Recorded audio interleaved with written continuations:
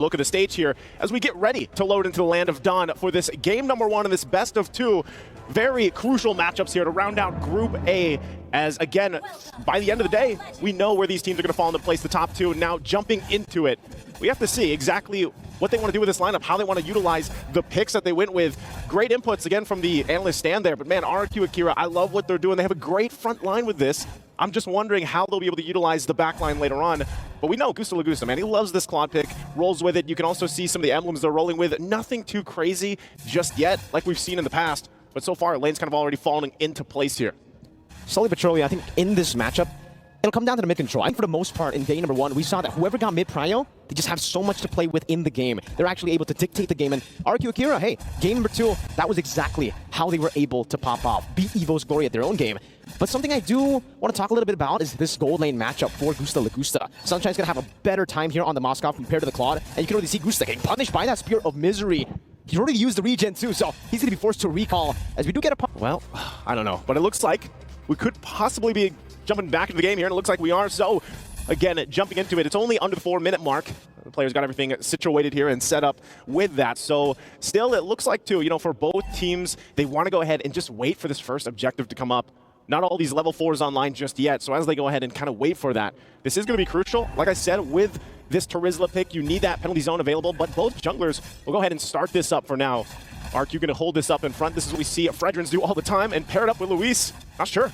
Up top, Takashi doing some damage. Alien, going in for the stuns and right into the first blood. Now, Fraser's Wrath comboing together with the Retribution. TNZ will be stunned up earlier by Louise, and he'll be able to walk up and flickers out as well. With the power of nature still there, RRQ Akira, that's a turtle traded in for first blood. Yeah, first blood already, and look at this. Flux Esports actually want to put the pressure further on into the jungle, but I'm not sure if they're going to be able to accomplish much with this. RQ pushing them back out, so with that, RRQ Akira gets the first objective. You know, great for them, but at the same time, the scaling here could start to happen for Flux Esports if they're not careful in the exchanges. A lot of just back and forth here. Gusta Lagusta trying to keep Sunshine there. Good damage as well by Louise. There's Spear of Destruction. Not connecting. Gusta still able to evade away from it here. As Sunshine goes for the shove in the bottom lane, trying to go for that gold crab that Louise is holding onto. But so far, Gusta Lagusta has been losing out on the trade. Sagan, though, trying to go for the astral shot. But will not be able to find it now, only just helping Gusta Lagusta to get the gold crab, and he will be able to secure it. I think it's what you do, man. You know, you just give that best experience to both gold laners if you can here. But Claude, I would say specifically, really needs that time to build up. Got to get those, you know, 3-4 items, the trinity, if you will, for the Claude to really shine in some of these team fights. Because again, with the lineup that Flux Esports has, they can actually try to negate a lot of the overloaded damage from a Blazing Duet if they're all positioned correctly. And it's also just a little bit, I guess you have to say, for the entrance from Gusta Lagusta has to be very crucial and on point. Okay, great echo. Revealing Alien and Rosa. And King walks up just like that, but still very, very slow game here. In the 6 minute, only 1 kill. They're both still looking to go for these trades, and we do take a look. We do have a look here at the in-game equipment, where it's going to be a corrosion scythe rush for the side of Sunshine. It's a bit different for Gusta Lagusta. He wants to go for the Warrior Boots first, but both teams are already trying to go for the second turtle of this game. King first onto it. Takashi right there. No, going to be charged by Apex. The flicker as well, but he doesn't find it. Good stun over, but King is still able to get the Retribution down. Now the wild charge, stunning 2 members by Louise. That's only a final slash onto King, and TNZ is caught all alone. Takashi will decide to back away, and RRQ Akira, super disciplined, takes the dub and walks off. Very disciplined. Alien, I don't think he's going to really accomplish much. You know, he did get that early kill, but right now for RRQ Akira, holding on to those 2 turtles, get the objective, and like you said, discipline route. They know they don't have to fight. They don't need to get these kills right now because, again, when you're talking about power spikes for RRQ Akira, they needed time for Gusta Lagusta to play off. And even Saigon, mid lane, Rosa, Fraser's Wrath, just a big bonk onto Rosa in the mid lane. Will be their first kill of the game, RRQ Akira. All right, now they're on the board, right? They got the objectives, they got a kill. Look at the damage already coming out from Saigon, 1 shot. Wow. Able to take almost half the HP away here. So this could also just be in a way, hold on, get the flicker out. Good maneuvers as well. The penalty zone used up, and it was delayed quite a bit there by the Shield Unity clash. Or crash, rather. TNZ not able to really find the value there. Meanwhile, King in the bottom lane wants to go for a little bit of pressure down onto Sunshine. He will be able to do that just with the Astral Echo. And man, RRQ Akira, they might be caught by the flanks here. Diversion plays to the back lane, and now it's going to be Gusta who's going to be caught even with the Purify. Apex 47 gets rid of him with the help of Rosa and TNZ. King won't be able to prolong this team fight. Alien has rotated from the XP lane.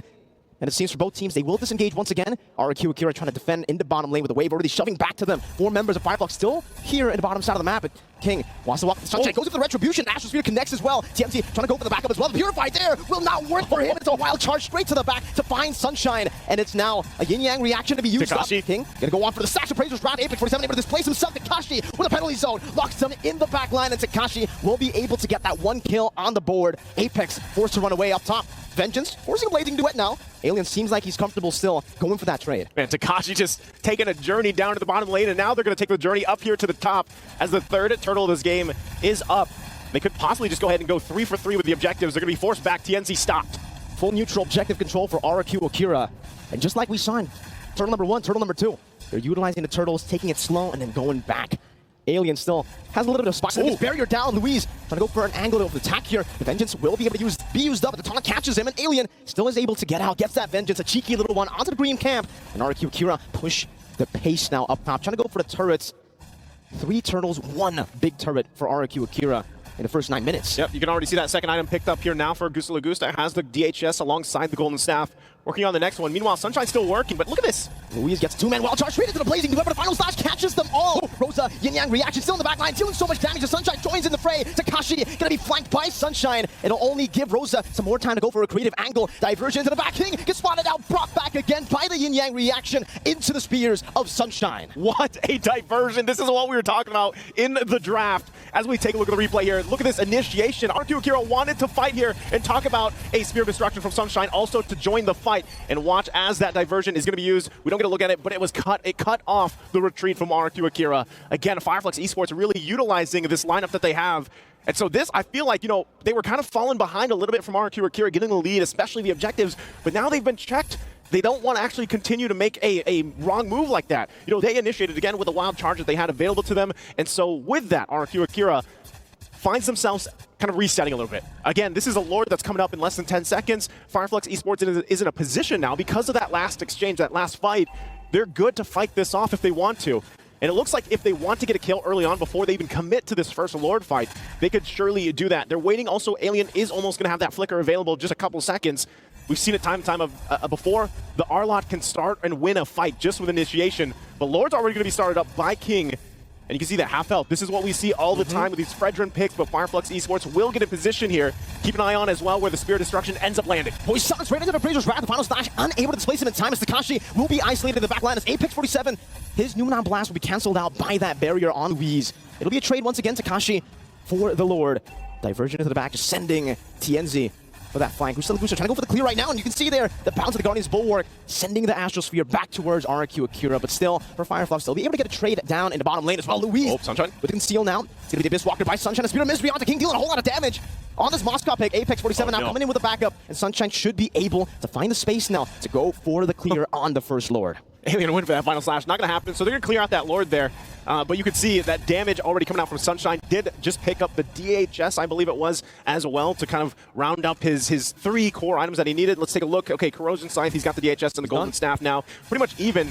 So, you know, at that point, as they clear these minions out, they're going to deal with the Lord. Really, RRQ Akira didn't get that much from this Lord pick. So for that, Flux Esports doing a great job at kind of keeping things under control. Even defensively, the items already fallen into place, and that's going to be crucial for TNZ to be some of that front line for this next fight that does break out in about a minute and a half here. So we'll see. Again, both teams holding on to the Tier 1 mid lane turrets are going to help them out a little bit as well. But you can see the damage being dealt across the board here. Just massive damage coming out from Rosa. Able to provide a lot of support. Oh, Luis. Still able. Oh, the Power of Nature. Not there just yet. The Wild Charge will be used defensively by Louise. Fireflux try to go for that pick off. And now the Astral Echo does connect onto Rosa. And here it's actually the best possible target you could go for with that Astral Echo, at least at this point, because it does spot out of the diversions. Sagan, they're going to react to it in time. Takashi with the penalty zone, locks 2 members down. Apex 47 still in that bush. The Astral Field doing a whole lot of damage. Alien is forced to flicker back out. The Poissons as well from TNZ. No wild charge from Louise. He already used it up earlier. So RRQ Akira cannot force the issue on Fireflux. Man, it's too bad. I mean, both gold laners just were not there for that fight. Surely someone would have went down, even if that Spear of Destruction ended up landing and then the follow-up came through from Sunshine. But with that, ultimately what it's going to result to is just reset across across the board. They prep up for this Lord 30 seconds away. Big items being picked up as well. Now the Wind of Nature available for Sunshine. Can play a little more defensively. Also for Gusta Lugusa, he's going to lock that in very soon too. Divine Glaive also picked up. Now available for Rosa. We were already talking about the damage that Rosa is doing on this Louis pick. It's insanity. And now with the Divine Glaive, it's going to hurt even more. So RRQ Akira, they kind of have to be conscious of that, right? Because diversion play and then the whole interaction, I forgot what Wolf called it, the double vacuum. Double vacuum, that yin and yang effect. Also on the other side, you can see RRQ Akira, they've got the immortality locked in now, a glowing wand for Saigon. They're gonna just fight. They're able to bait out now. The wild charge from Louise. Spear of Destruction does connect to the backline. Sunshine takes it. Sagan forced back instantly. The not last able to connect onto King, but it's just King now is a penalty zone. Lost 4 members down. So Lagusta doing for some more damage, but the Guardian's Bulwark turns all of the damage back towards them right as Rosa is still there to dish out the free damage with the yin yang reaction, the dispersions, and the rotations. A bit too much for RRQ Akira to handle. We have not mentioned Apex 47's name too much just yet, but man, that was a Numeron Blast setup with the flicker. We're gonna take a look at the replay here. Great response. This is already after it happened. But again, we talked about these small corners. The Luo Yi, she's such a threat because of that double vacuum effect that keeps them in, that yin-yang effect that pulls them in. And it's so hard for RRQ Akira to play against that when they're in these tight areas. So as they kind of try to retreat, it's, you know, they're almost trying to retreat to their death. So at this point, Flux Esports now has the Lord on their side. This one definitely will be working it down on that bottom side, trying to get that tier 2 down.